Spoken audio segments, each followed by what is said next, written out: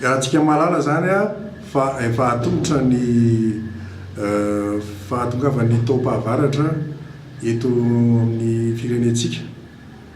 Itsika zay eto amin'ny commune urbaine Antananarivo dia efa manomana ny zavatra rehetra na araka ny fahalalan'ny mpietsehatra na araka ny fahaizan'ny olona tena natokana hikarakara izany.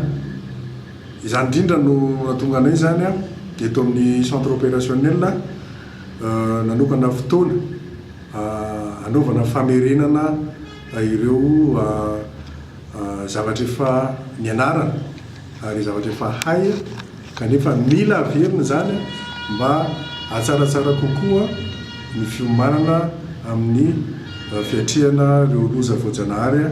Androany dia mijery manokana momba ny atao hoe aléa sy catastrophe, vulnérabilité ary capacité sy résilience no jerena androany.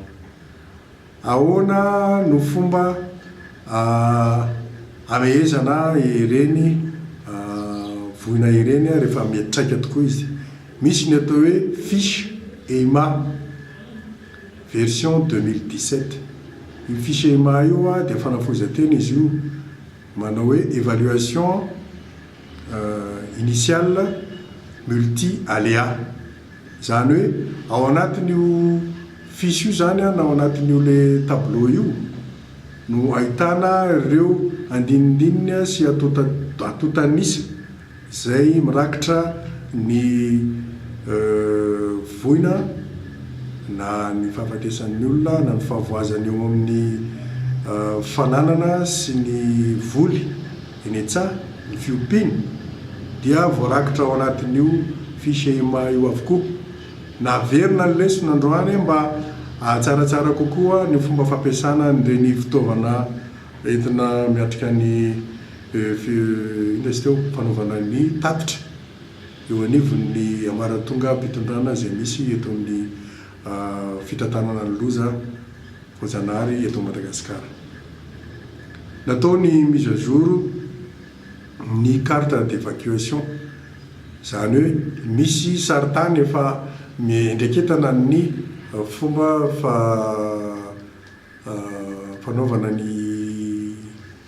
hébergement amin'ny teny malagasy moa zany dia rehefa miala eny amin'ireny toerana misy ny loza reny, toerana tondradrano reny ny olona dia tsy maintsy anokanana toerana anankiray kosa mba ahafahan'izy ireo mipetraka.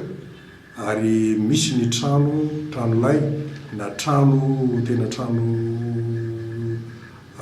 en dur hipetrahany mandritra ny fotoana zay andalovan'ny loza sy fotoana zay ianan'ny rano. Dia misy ny fandraisana andraikitra, fandraisana tanana n'ilay olona reny zany amin'ny toerana isan-karazany. Ireny toerana ireny dia miovaova satria mety misy ilan'ny tompony azy na ilan'ny fanjakana azy koa dia efa tsy azo toerana intsony dia tsy maintsy hovaina zany, tsy maintsy avozina ny carte d'évacuation na ny site d'hébergement, toerana ahafahana mampitopy ny olona zay traboina. Dia ny fampiasana ny atao hoe référence téléphonique zay koa zany dia nasiana resaka androany ahafahana mikirakira ny fitaovam-pifandraisana amin'ny alalan'ny telefôna, ny SMS sy ny fampitam-baovao amin'ny ambaratonga isa-tsokajy zany ahafahana mba tsy hisiany fifandosoana eo amin'ny atotanisa zay miainga avy any amin'ny fototra eny amin'ny fokotany miakatra ty amin'ny commune urbaine Antananarivo rehefa avy nandalo teny amin'ny arrondissement tsirairay avy mba ahafahana mandefa zany atotanisa zany any amin'ny ambaratonga ambonimbony kokoa. Mbola itoy zany le fiofanana amin'ny andro manaraka amin'ity volana septambra ity, ny volana oktobra dia ny volana novambra anoany a mety hisy ny fiarahana amin'ny fitondrana foibea amin'ny fanaovana exercice amin'ny fiatrehana ny loza voajanahary.